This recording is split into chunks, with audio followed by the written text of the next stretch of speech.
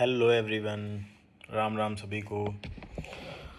So I am making this video to just अभी जैसे बहुत ज़्यादा बज़ रहता है ऑल ओवर इंडिया। इवन जब मैं कभी अपने आउटसाइड यूपी स्टेट किसी भी बंगाली या फिर बेंगलोर, मुंबई, पुणे, तो काफ़ी ज़्यादा बज़ है ना कि यूपी में तो भाई योगी जी की सरकार है और योगी जी की सरकार में तो सब चीज़ बहुत अच्छा चल रहा है। रोडें अच्छी हैं, ट्रांसपोर्टाइजेशन अच्छा है, हॉस्पिटल्स अच्छे हैं।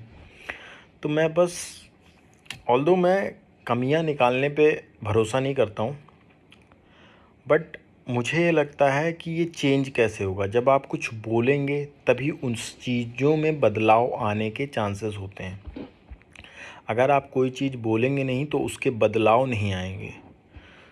सो एक बहुत छोटा सा एक इंसिडेंट हुआ है अभी हम लोगों के साथ, एंड उसमें मुझे हॉस्पिटल की जो व्यवस्थाएं हैं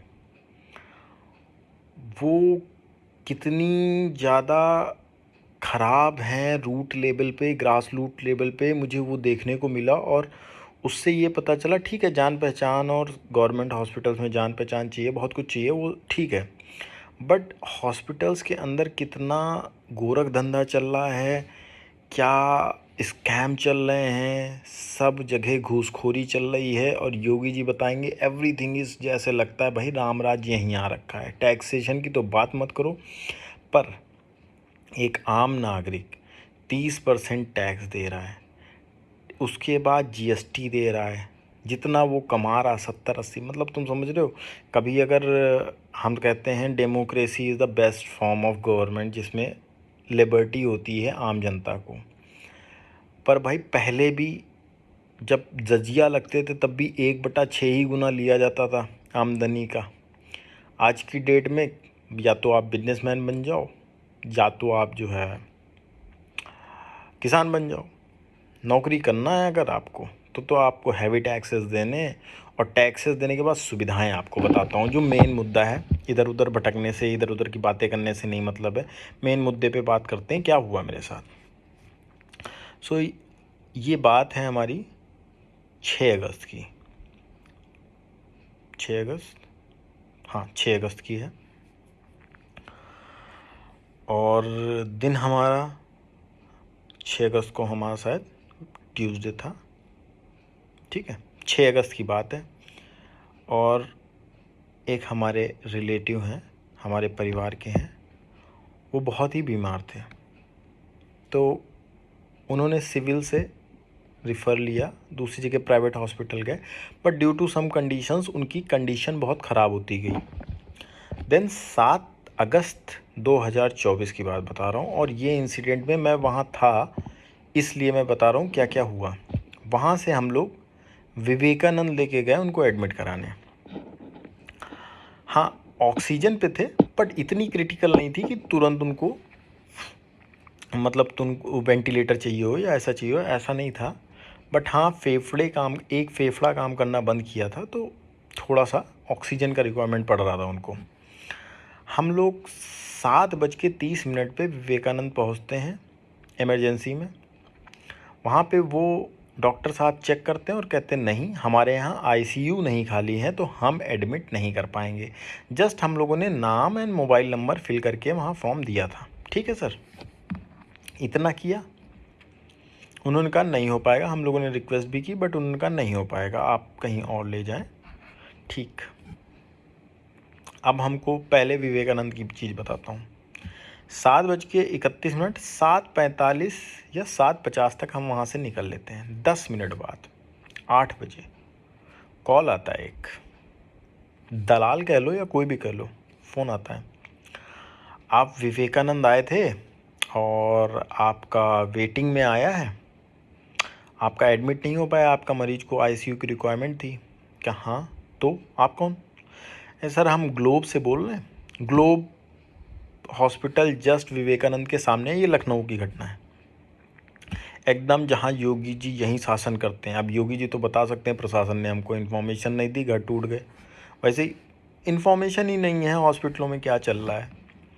पर ये हमारी हेल्थ केयर सुविधाएं हैं। आप देखिए तो कैसी सुविधाएं हैं, जहाँ पे मतलब समझ रहे हैं आप, कालाबाजारी चल रही है। वहाँ से फ़ोन आता है और वो कहता है ऐसा ऐसा है कि आपको कैसे इन्फॉर्मेशन है। बोले वो छोड़िए, अगर आपका मरीज़ सीरियस है, आप एडमिट कराना चाहते तो हमारे यहाँ सारी व्यवस्थाएं हैं। दीपक अग्रवाल शायद उसके एमडी हैं ग्लोब हॉस्पिटल के। अब ये एक सिनेरियो था, चलिए ठीक है। फिर हम लोग लगभग 8 बजे पहुँचते हैं मेडिकल कॉलेज। मेडिकल कॉलेज में अंदर गए, ट्रामा सेंटर ले गए तो उन्होंने बोला कि आप पहले फॉर्मेलिटीज़ कर लीजिए, उसके बाद देखा जाएगा, आप पहले पर्चा बनवा के आइए। गए, फॉर्मेलिटीज़ भरा, फॉर्म भरा, पर्चा बनाया, वो पीला पर्चा बनवाया, अंदर गए। फिर अब ट्रामा सेंटर इमरजेंसी के अंदर भी 2 पार्ट कर रखे हैं, एक में एक्सीडेंटल केस और एक में नॉर्मल रेफरल केस। तो पहले मैं वहाँ गया, उन्होंने बोला आप रेफरल केस वाले में आते हो तो आप इस मेडिसिन वाले में जाओ। ठीक है, मैं मेडिसिन में गया। मेडिसिन में गया, उन्होंने चेक किया, बोला आपका मरीज़ ऑक्सीजन पे तो नहीं है। मैंने कहा हाँ ऑक्सीजन पे है। तो बोला मत उतारिएगा, हमारे में कोई भी पोर्ट ऑक्सीजन खाली नहीं है। ठीक है, ठीक। मैं वीडियो उसी दिन बनाता, बट आप ये सोचो जिसके घर में ट्रेजिडी इस तरह की हो रहे हो, now he is not alive, he is no more. वो इस तरह की चीज़ें सोच नहीं पाता है, वो वीडियो नहीं बना पाता है। पर इसके बाद मुझे शौक हुआ, और मैं आपको बताऊं, वहाँ पे तो खैर हर बेड पे ऑक्सीजन टैब ओपन थी और सबके लगा हुआ था। ठीक है, ओके, कोई बात नहीं। पर एक्सीडेंटल वाला जो उसी उसी इमरजेंसी के अंदर 2 बॉक्स, एक पार्टीशन कर रखा है, 10 बेड खाली थे। बट ये नॉर्म्स नहीं हैं कि वो एक्सीडेंटल है, वहाँ तो हम नहीं दे सकते। ठीक है, फिर मेरे कई रिलेटिव्स वहाँ काम करते हैं, उनसे फ़ोन ऑन कराया। खैर वो फ़ोन ऑन कराने में इतना प्रोसेस लंबा हो गया कि एम्बुलेंस चिल्लाने लगा कि भैया हमारे पास अब ऑक्सीजन ख़त्म हो रही है, इनको कहीं भी ले चलो अब। तो हम वहाँ से निकले, तब तक खैर हमारे पास फ़ोन आया कि आप आओ, देखते हैं कुछ जुगाड़ करते हैं। एक जान पहचान निकली है, डॉक्टर साहब राउंड पे हैं, भी आते हैं तो कुछ कराते हैं। खैर वो छोड़ दीजिए, जान पहचान नहीं है तो आप मेडिकल कॉलेज में एडमिट नहीं करा पाएंगे। पहली बात तो ये चीज़ बहुत ही गलत चीज़ है कि वो खाली था, उसके बाद भी हमारा पेशेंट ख़त्म हो गया। और मतलब भारत देश में there is no value for common man, there is no value for the life. कोई वैल्यू नहीं है, क्योंकि हम लोग जनसंख्या में इतने, क्या फ़र्क पड़ता है। और हम टैक्सेस देते रहे, हम तो टैक्स देने के लिए नौकरी कर रहे हैं, टैक्सेस देते रहें, सुविधाएं आपको जीरो मिलेंगी। उसके बाद अराउंड 10 से 11 बजे हम चले गए एक प्राइवेट हॉस्पिटल में। वहाँ कोई भी व्यवस्था नहीं, बट ठीक है, ऑक्सीजन मिली हमें, वेंटिलेटर मिला, जो भी मिला।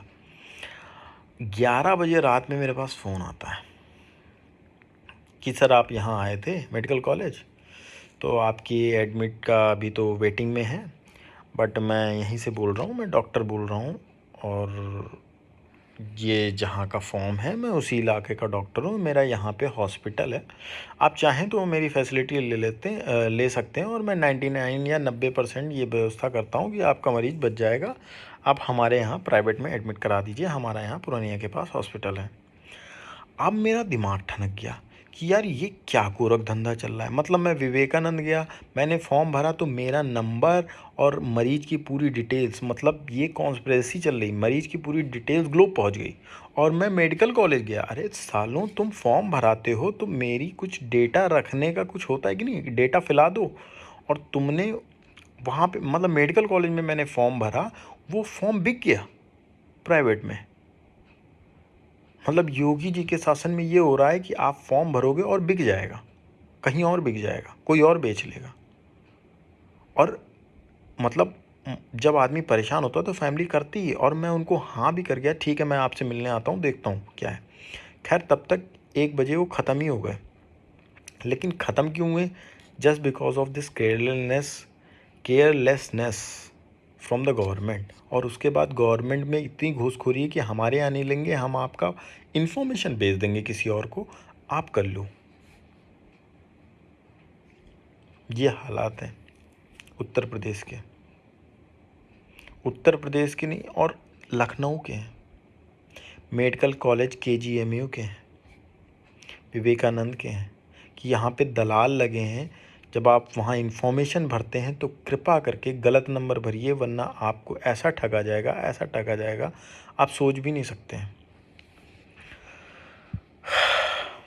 ये डिस्कशन करना था मुझे योगी जी को भी टैग करना है कि आप इस तरह की चीज़ें, ग्राउंड लेवल की चीज़ें आप कब सुधारेंगे, कितने साल और आप राज्य करेंगे, तब जाके ये चीज़ें सुधरेंगी। और क्या ही कहना है। धन्यवाद सभी का। राम राम सबको।